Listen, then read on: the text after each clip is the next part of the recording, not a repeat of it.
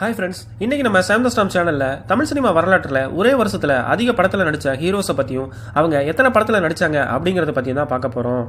இன்றைய காலகட்டத்திலலாம் பார்த்தீங்க அப்படின்னா நடிகர்கள் ஒரு வருஷத்தில் 2 அல்லது 3 படம் நடிக்கிறதே அபூர்வமாக இருக்குங்க. அதுலேயும் ஒரு சில உச்ச நடிகர்களுக்கு பார்த்தீங்கன்னா ஒரு வருஷத்தில் படமே ரிலீஸ் ஆகாத நிலை கூட இருக்குது.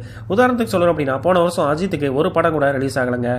இப்படி இருக்கும்போது தமிழ் சினிமாவில் பார்த்தீங்கன்னா அந்த காலத்தில் ஒரு சில நடிகர்கள் ஒரே வருஷத்தில் 15லேருந்து 21 படத்துலலாம் கூட நடிச்சிருக்காங்க. இந்த லிஸ்ட்ல நம்ம முதல் பார்க்க போற ஹீரோ யாரு அப்படின்னா புரட்சி கலைஞர் கேப்டன் அப்படின்னு ரசிகர்களால் அன்பு அழைக்கப்படுற விஜயகாந்த் அவர்கள். தமிழ் சினிமாவில் முன்னணி ஆக்ஷன் ஹீரோவா வலம் வந்த விஜயகாந்த் 1984 வருஷம் மட்டும் பார்த்தீங்கன்னா கிட்டத்தட்ட 17 படத்தில் நடிச்சிருக்காருங்க. அதே மாதிரி அதுக்கு அடுத்த வருஷமான 1985 வருஷத்தில் கிட்டத்தட்ட 15 படத்தில் நடிச்சிருக்காரு. அதில் குறிப்பிடத்தக்க படங்கள் என்ன அப்படின்னா 100வது நாள், வைதேக காத்திருந்தால் போன்ற பிளாக் பஸ்டர் ஹிட் படங்களும் அடங்கும். இந்த லிஸ்ட்ல நம்ம ரெண்டாவது பார்க்க போற ஹீரோ சுப்ரீம் ஸ்டார் சரத்குமார் அவர்கள். 1980 மற்றும் 90 காலகட்டங்களில் டாப் ஹீரோவா வலம் வந்தவர் தான் சரத்குமார் அவர்கள். அவர் நடிச்ச சூரியவம்சம், நாட்டாமை போன்ற படங்கள் இன்னைக்கும் மக்கள் மத்தியில் கொண்டாடப்பட்டு வருது.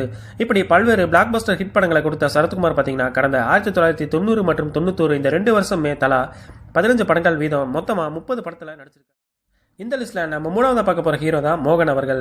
1980 காலகட்டங்களில் தமிழ் சினிமாவில் ட்ரெண்டிங் ஸ்டாரா வலம் வந்தவர் தான் மைக் மோகன் அவர்கள். இவர் நடித்த படங்கள் எல்லாமே தொடர்ச்சியாக ஹிட் அடிச்ச காலம் தான் அந்த காலம். அப்படி அவர் 1984 வருஷம் மட்டும் கிட்டத்தட்ட 19 படத்தில் நடிச்சிருக்காரு. இதுல பெரும்பாலான படங்கள் சூப்பர் ஹிட்டான படங்கள் தான். இந்த லிஸ்ட்ல நம்ம நாலாவதா பார்க்க போறது சூப்பர் ஸ்டார் ரஜினிகாந்த் அவர்கள். இவர் அபூர்வ ராகங்கள் அப்படிங்கிற படத்தின் மூலியமா அறிமுகமானாருங்க. அதையொட்டி தமிழ் சினிமாவில் பார்த்தீங்கன்னா இன்னைக்கு வரைக்கும் சூப்பர் ஸ்டாரா திகழ்ந்துட்டு வராரு. இவர் 1977 வருஷம் மட்டும் கிட்டத்தட்ட 19 படத்துல நடிச்சிருக்காருங்க. அதே மாதிரி அதுக்கு அடுத்த வருஷமான 1978 வருஷம் மட்டும் 16 படங்கள்ல நடிச்சிருக்காரு.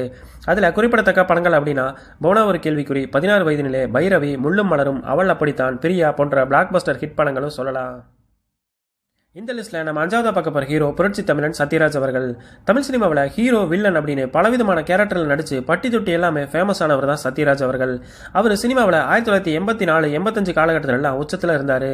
அப்படி அந்த வருஷமான 1984 வருஷம் மட்டும் 20 படத்திலையும், அதுக்கு அடுத்த வருஷமான 1985 வருஷம் 21 படங்களையும் நடிச்சிருக்காரு சத்யராஜ்.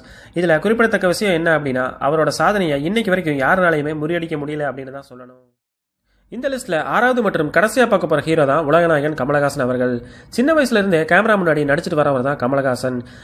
இவரை மாதிரி பிஸியான நடிகர்களே இல்லை அப்படின்னு சொல்லலாங்க.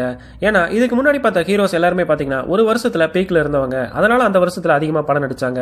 ஆனா கமலஹாசன் மட்டும்தான் கிட்டத்தட்ட தொடர்ச்சியா 4 வருஷம் அதிக படங்கள்லாம் நடிச்சிருக்காருங்க. அந்த வகையில 1975 வருஷம் மட்டும் அவர் 16 படங்கள்ல நடிச்சவர். அதுக்கு அடுத்த வருஷமான 76லயே 18 படத்துல நடிச்சாருங்க. அதுக்கு அடுத்த வருஷம் 1977 பாத்தீங்கன்னா 18 படத்துல நடிச்ச கமலஹாசன் அதிகபட்சமா அதுக்கு அடுத்த வருஷம் 1978 வருஷத்துல மொத்தம் 19 படத்துல நடிச்சிருக்காருங்க. இந்த 4 வருஷத்துல மட்டும் கமலஹாசன் கிட்டத்தட்ட 71 படத்துல நடிச்சிருந்தாரு. இன்னைக்கு இருக்கிற ஹீரோஸ் எல்லாருமே 50 படத்தை தாண்டறதுக்கே கிட்டத்தட்ட 15 வருஷத்துக்கு மேல ஆயிருங்க. அப்படி இருக்கும்போது உலகநாயகன் கமலஹாசன் பாத்தீங்கன்னா 3 வருஷத்துல 50 படத்தை தாண்டி நடிச்சாரு. அந்த காலத்தை விட இன்னைக்கு டெக்னாலஜி டெவலப் தான் ஆயிருக்கு. ஆனாலுமே ஹீரோஸ் எல்லாமே ஏன் படங்களோட எண்ணிக்கையை கம்மி பண்ணிட்டாங்கன்னு நீங்க நினைக்கிறீங்க அப்படிங்கிறத கமெண்ட்ல சொல்லுங்க. இந்த வீடியோ பிடிச்சிருந்தா ஒரு லைக் பண்ணிட்டு என்னோட சேனலை சப்ஸ்கிரைப் பண்ணி சப்போர்ட் பண்ணுங்க. தேங்க்ஸ் ஃபார் வாட்சிங்.